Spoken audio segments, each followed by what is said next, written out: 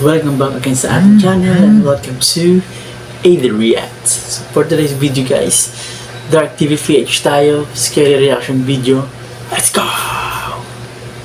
Ang mga nakakatakot na video na nakunan ng camera. Narito na. Let's go for it.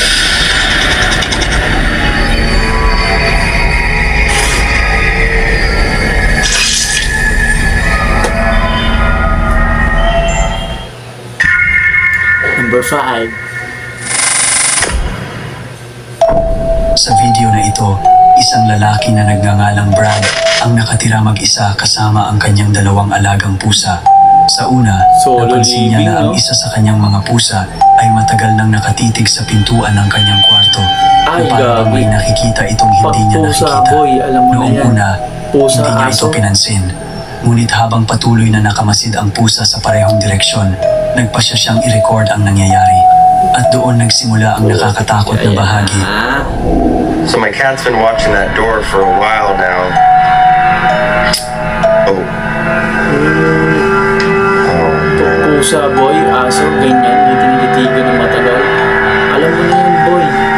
Habang nakatutok ang kamera sa pintuan, Uy, bigla bukas ang itong pinto. bumukas ng mag-isa, agad na nakakuha ng atensyon ng pusa. Dahil sa kuryosidad, lumapit si Brad upang tingnan kung ano ang nasa loob. Ngunit sa madilim na kwarto, may isang kakaibang detalye ang nahagip ng kamera. Freakiest place I've ever been. Uy, pumasok yung pusa. Uy! Ay, putya! Butter, get out here. May nino!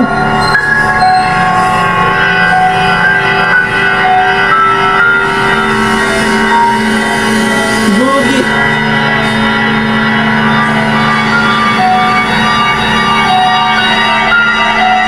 Oh, I can't get it anymore. Uy! Sa footage, makikita ang isang maitim na figura sa loob ng silid at makalipas lamang ang ilang segundo, ang parehong anino ay tila lumipat ng posisyon at mas bumaba sa sahig na para bang gumagapang o dahan-dahang gumagalaw sa loob ng kwarto. Sa mga oras na iyon, hindi gaanong nag-react ang mga pusa. Kung ako Ngunit yung boy, matapos ang insidente, libat na may agad. napansin si Brad na mas kakaiba. Tumanggi na silang pumasok sa kwarto. Sa halip, madalas na lamang silang huminto sa may pintuan Mayroon at tahimik pa. na tinitigan ang loob ng silid mula sa malayo, na para bang may bagay na naroon na hindi nila kayang lapitan. Dahil dito, maraming netizens ang naniniwalang may kababalaghan sa loob ng kwarto na iyon, sapagkat kung may isang bagay na mapagkakatiwalaan Ngayon yung pagdating kwarto sa ko, boy, mga ay kakaibang nako. presensya, iyon ay ang mga hayop. At kung kahit ang mga pusa ay natatakot lumapit sa silid na iyon, marahil may dahilan. alam mo na yan, boy. Number 4. Wait lang, guys. Chupa Chups, forever fun. Sa video namang ito, isang lalaki na nagngangalang Dakota ang nakaranas ng isang kakaibang pangyayari sa kanyang bakuran na nag-iwan sa kanya ng maraming tanong.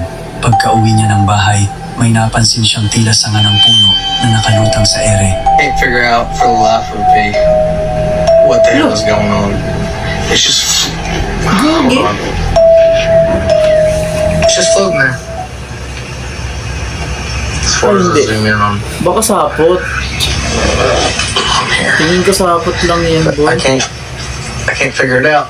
Pero gagi yung gawin yan. It's just floating.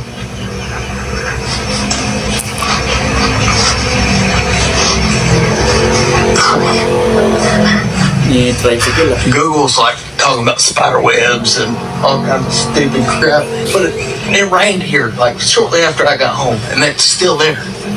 Gagi, It baka doesn't make sapot. any sense. Like, Gagi, yung kulit niya, boy. I just can't figure it out. Sa sobrang pagtataka, ilang oras niya itong pinagmasdan at sinubukang hanapan ng paliwanag. Nag-search pa siya online upang malaman kung ano ang maaaring dahilan nito. Ngunit wala siyang nakitang Pero sagot baka na sakot lubos lang, na no? nakapagpaliwanag sa kanyang nakita. Ayon sa maraming tao, posible raw na ang sanga ay nakasabit lamang sa manipis na sapot ng gagamba na halos hindi makita ng mata. Ngunit ayon kay Dakota, kakauulan lamang sa kanilang lugar at naniniwala siyang dapat ay nasira na ang anumang sapot kung iyon nga ang dahilan. Ang mas nakakagulat, hindi lang siya ang nakaranas nito. May iba ring mga tao online na nagbahagi ng halos kaparehong karanasan, Kung sapot mga sanga yan, boy, o bagay ano na yan? tila lumulutang sa ere na para bang sumasalungat sa batas ng kalikasan.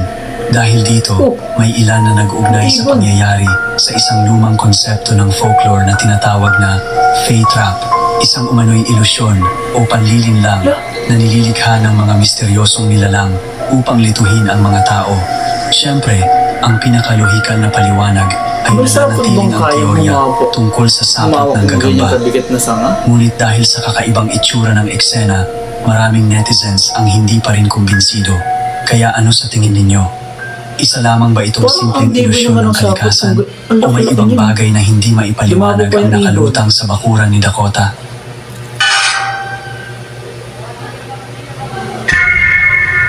Number 3. Isang TikTok user na kilala bilang Kai ang nagbahagi ng isang nakakakilabot na pangyayari habang nagtatrabaho sa lockdown unit ng isang ospital sa night shift. Ayon kay Kai, tahimik lang ang gabi at normal ang lahat habang minomonitor niya ang mga CCTV camera ng pasilidad. Ngunit habang nakatingin siya sa isa sa mga monitor, may napansin siyang kakaiba. Gagi. Gagi, katakot niyan, boy. Parang ang laki naman ng kamay niyan. Ang laki din ng paa. Sa footage, Parang nakakatakot, may babe, makikita pag ang isang hindi mo misteryosong makikita ng humanoid CCTV. figure na bahagyang nakasilip mula sa likod ng isang haligi. Ngunit habang Uy. tumatagal ang video, makikita ang figura Nilabutan na ako. tila kumakapit sa haligi habang pasilip-silip sa paligid. Ang kakaibang galaw nito ang lalong nagpabahala sa mga nakapanood. Dahil sa layo at kalidad ng footage, mahirap matukoy kung tao ba ito o iba pa. Ngunit sapat Ano ang yung tagal weirdo? ng paglitaw Tao? nito Ganyan? upang mag-iwan ng isang nakakakilabot na impresyon. May ilan na naniniwalang maaaring isa lamang itong tao na nagkataong nahagip ng kamera. Ngunit para sa iba, may kakaiba sa paraan ng pagkilos nito. Parang hindi normal at halos hindi tao. Ang mas nakakaintriga, Ay. wala nang ibinahaging update si Kai tungkol sa nangyari pagkatapos ng insidenteng iyon. Dahil dito, nananatiling misteryo kung ano talaga ang nahuli ng CCTV sa gabing iyon. Kung ikaw ang makakakita ng isang figurang pasilip-silip mula sa likod ng haligi sa isang tahimik na ospital habang gabi, lalapitan mo ba Kung ito makikita ko o CCTV, tatakbo ka boy. na ng palayo? Tanggalin ka ng CCTV ko.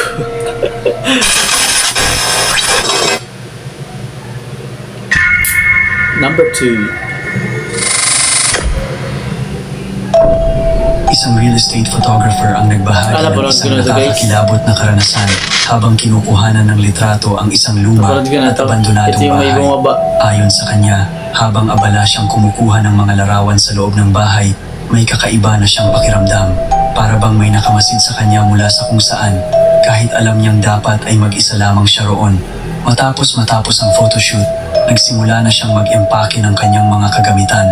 Ngunit hindi niya namalayang nakabukas pa rin ang kanyang kamera at patuloy itong nagre-record. At doon nagsimula ang misteryo.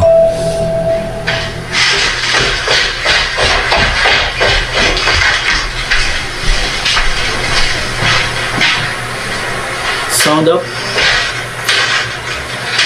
Ang lakas ng footsteps, no? Shadow boy. Parang matanda to. Habang nasa ibabang bahagi siya ng bahay, may maririnig na tunog ng mga yabag mula sa hagdanan. Sa una, tila mahina lamang ito. Ngunit habang tumatagal, mas nagiging malinaw ang tunog na para bang may dahan-dahang bumababa mula sa itaas. Pagkatapos nito, may isang nakakakilabot na detalye ang nahagip ng kamera. Isang maitim na anino ang makikitang Kitang-kita yung dumaan shadow, sa no? loob ng bahay.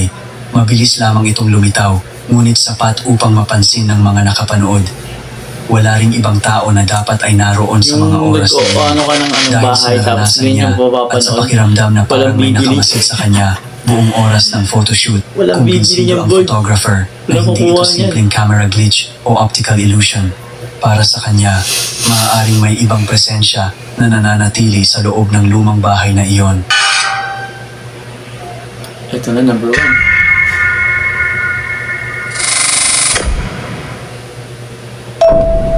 Sa huling video na ito, isang truck driver na kilala bilang Indio ang nagmamaneho sa isang kalsadang matagal nang pinaniniwalaan ng mga residente na haunted. Ang dilim, boy. Ayon sa mga kwento, marami na raw aksidente ang nangyari sa daang ito at may mga taong nagsasabing may nakikita silang kakaibang figura sa gitna ng madilim na kalsada. Ang dilim. Kaya hanggat maaari, iniiwasan ito ng karamihan.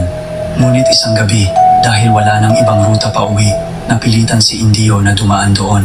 Lang. Para mabawasan ang kaba, nagpatugtog sila ng Yun lang. musika habang binabaybay ang tahimik at madilim na daan. Pero hindi nila alam, may isang bagay pala na nagmamasid sa kanila mula sa dilim.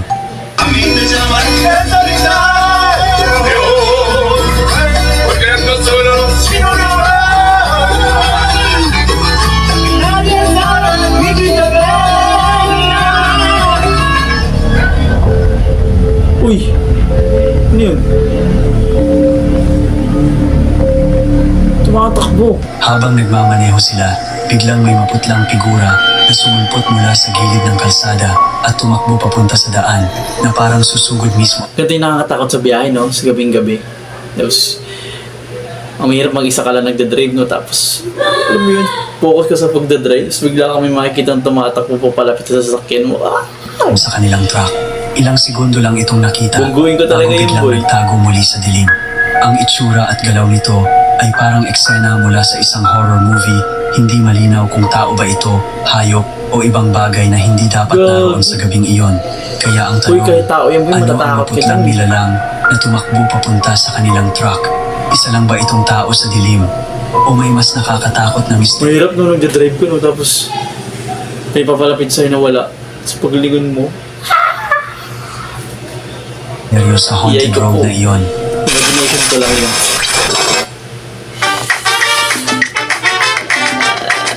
Ay, ayoko na. So, yun lang guys. Thank you sa panonood. Adios.